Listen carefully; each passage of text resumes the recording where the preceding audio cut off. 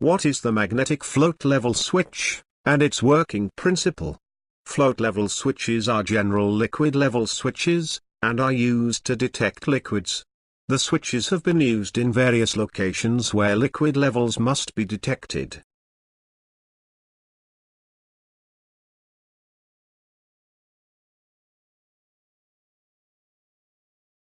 Its main parts. Sealed float including a permanent magnet. Non-magnetic material stem. Magnetic reed switch mounted within the stem. What is the principle of operation? The float rises or lowers with the liquid level, and the magnetic reed switch is fixed in a chosen point in the stem.